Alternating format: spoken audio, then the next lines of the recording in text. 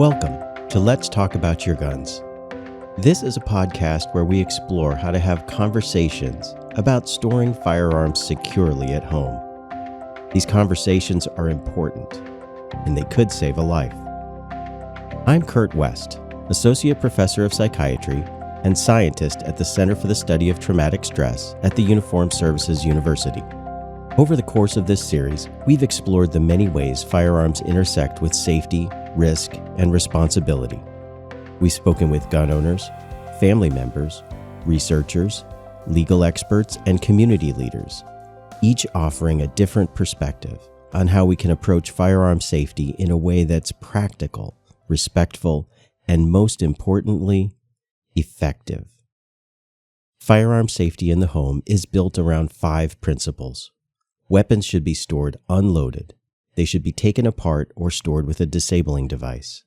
They should be stored in locked containers, and ammunition should be stored in a separate locked container.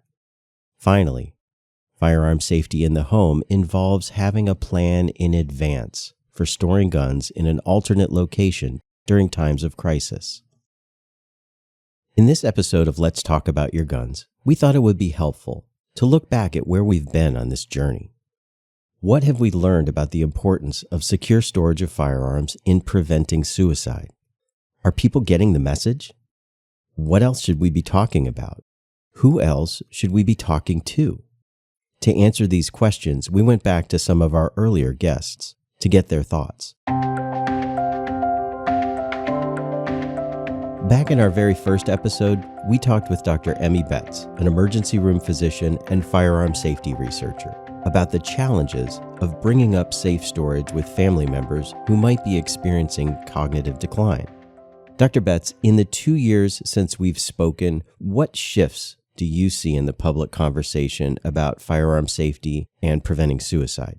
I think there has just been a continual growing awareness of the concept that secure firearm storage is something actually we can all agree on, that it's good for preventing suicide, for preventing theft, for preventing unauthorized access, that it doesn't need to be a contentious political debate. And so I think I've been seeing more and more groups or individuals in the firearms community sort of be willing to talk about that openly and encourage that and realize there's no sort of nefarious intent, I guess, in the public health efforts in this space.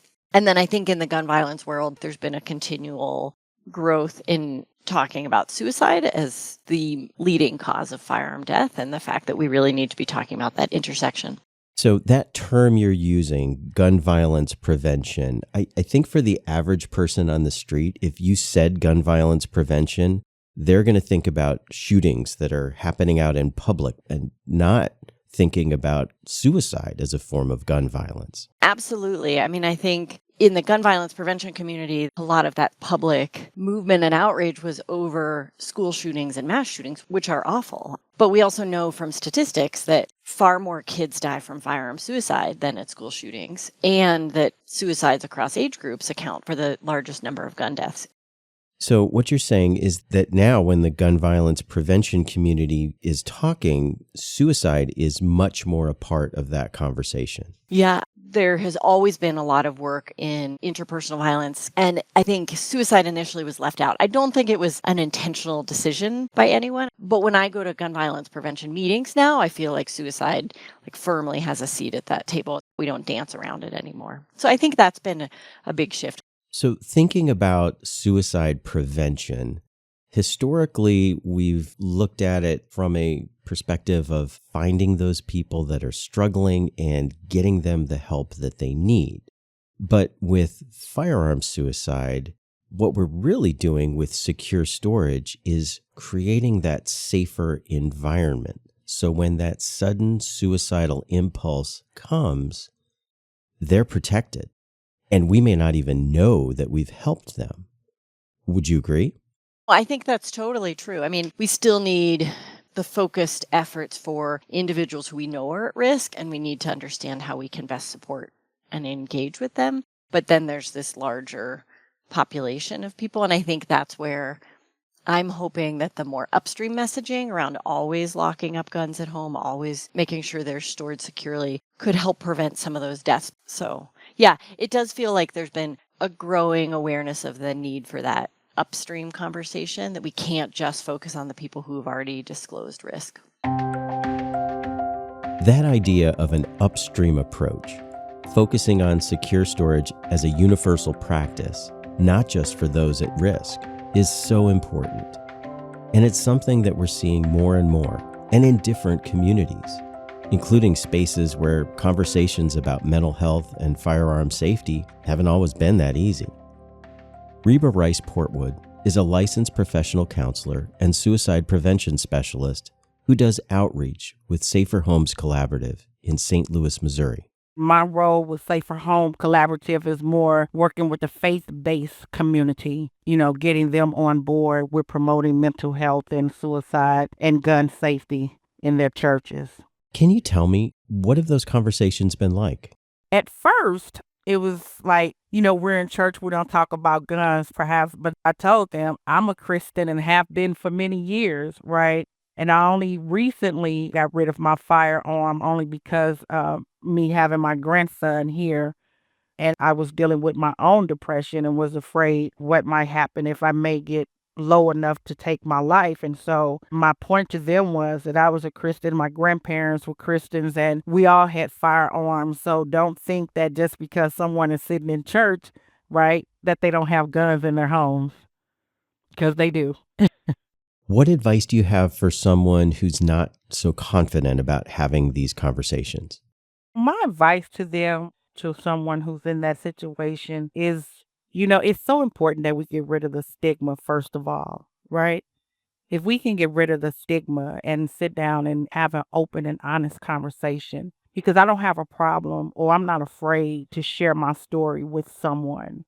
And usually when I share with them my story, what I went through when I lost my son, and then how I had to fight to keep my own self alive, usually when I share that and I'm open and transparent, it's very easy, quote unquote, for them to open up. And so I think when they're sharing that conversation with someone, being honest, being transparent, and being not afraid to ask the hard question. Do you feel like you're making a difference? Not to sound arrogant, but I'm absolutely confident that I'm making a difference. So I'm staying on this path. As long as I stay alive, I will be on this path of making changes in people's lives. So I can't stop now, and I won't stop.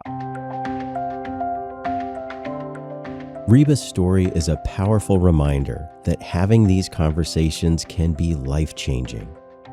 Our next guest, Jay Zimmerman, is a combat veteran and peer support specialist who teaches us the importance of starting where someone is and finding that way forward in the conversation.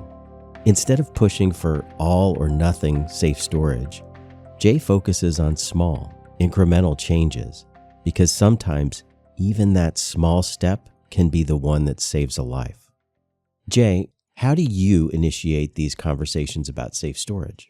My experience over the last 10 plus years of doing this has been when I work with a veteran and I say, what's something that you could do?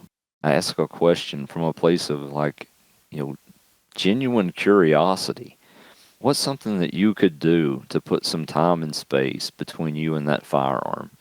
Because I care about you. I care about you as a human being, rather than being prescriptive and saying, what I need you to do is X, Y, or Z, right? I'm not going to tell you what to do. You've had a lot of people in your life tell you what to do, and the data will tell us that an individual is more inclined to do something if they come up with the solution on their own. And sometimes all that takes is a question. And it's a question that's a heartfelt, genuine question, one veteran to another. So what's the key message that you try to get across? For me, day to day, the most reliable things are time and space. What can we do to build in safety? And time and space looks different to every veteran that we work with. A lot of times when I initially introduce this conversation to a veteran, if they're hesitant and if they're like, I don't want to move the firearm from under my pillow to a safe, but I might be willing to move it to the bedside table. I celebrate that. I celebrate the fact that they're willing to make a small change because my own experience, small change has led to larger changes over time. We want to obviously always get to the point of separate storage, ammunition, firearm unloaded. That's the ultimate, we call it the home run storage solution. But I also, as a baseball guy, I also know that if you get 4 hits, it's also a run. Same outcome is there. So I want to acknowledge when those veterans are willing to make those small changes, if we can continue to get them to make those small changes, eventually we're going to score some runs. I love it. That idea of meeting people where they are, starting with small, doable steps instead of pushing for that perfect solution, that home run, that just feels so important. What advice do you give to someone who wants to support a veteran, but they're not sure how to start that conversation?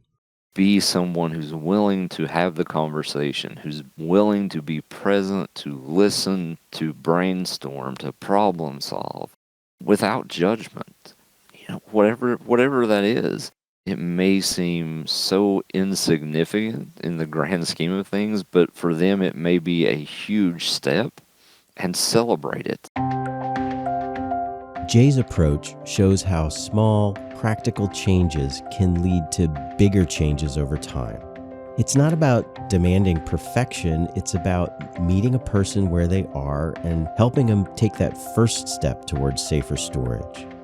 That idea is something we explored in Season 1 with Dr. Mike Anestis, a suicide and gun safety expert whose work focuses on understanding gun safety behaviors and suicide risk. He emphasizes that making firearms even slightly less accessible can make a life-saving difference. We're not asking folks to change their perspective on whether or not firearms are good or useful. We're not asking folks to store them so it takes a week to get them. We're asking folks to make it slightly less accessible. And that's why so often when I talk about this, I draw parallels to sneezing into your elbow instead of sneezing into your hand. I just turn my head a few inches, but that's a very big protective effect for everyone around me in terms of spreading germs. But it took very little. It didn't fundamentally change how I do anything. It was just shaking a pattern that had been reinforced for me for so long. So this really seems like a common theme. Rather than focusing on a change, a big change, where you have the ideal of the firearm and the ammunition in separate locked containers, we should be encouraging incremental steps. Yeah, but we're not asking for big. There are certain moments that require big. If you're in a suicidal crisis, you probably need a big change for a moment on your terms. You probably need to have more time and space between yourself and that firearm, but that's a rare and fleeting moment, right? For the most part, what we're talking about is something small done within your value system based on what you need. That's not a big ask. So if these small changes can make a big difference, what is getting in the way of people making those changes?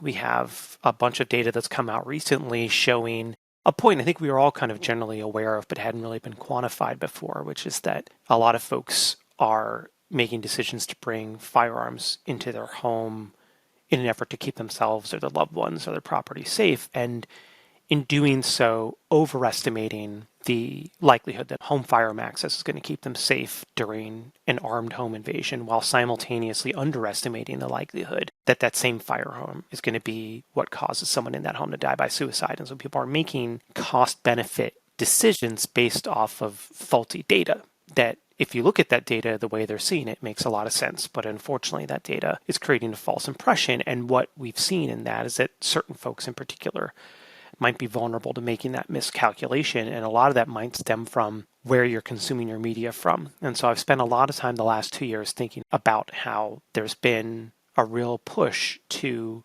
portray firearms as a tool for safety in an unsafe world. So are there any new ideas out there when it comes to preventing firearm suicide? I think there are engineering solutions that probably make it somewhat more difficult to shoot it yourself than it does to shoot at someone else. And I'm not an engineer, so I don't know whether that makes any sense. And if it does, I don't know what the solution is. But I also spend a lot of time thinking about how my iPhone sure seems to know what direction it's facing. Maybe my firearm could too.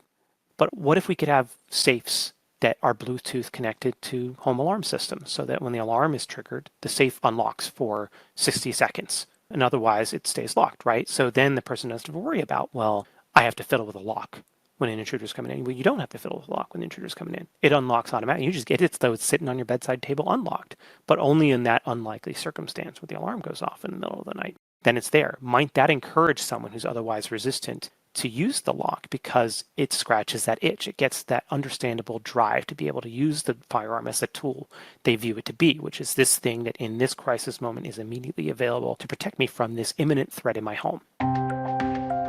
From faith communities to veteran support networks, we've heard how meeting people where they are without judgment can open the door to real change.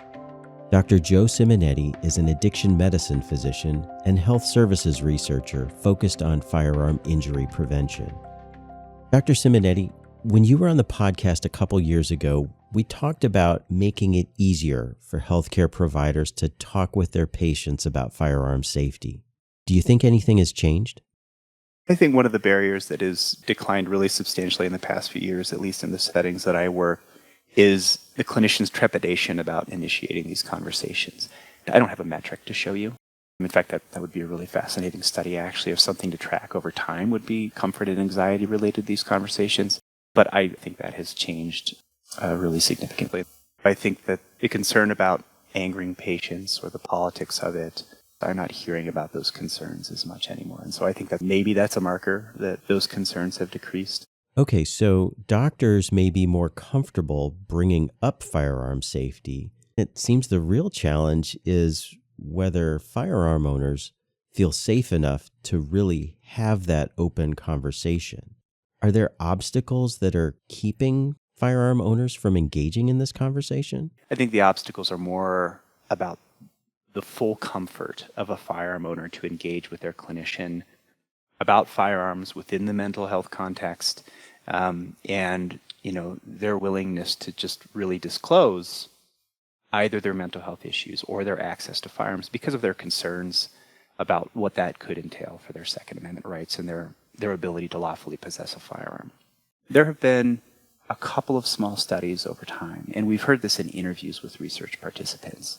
This concern about reporting firearms mental health challenges and how that impacts their Second Amendment rights, like their ability to lawfully possess a firearm. They don't want that to be impacted.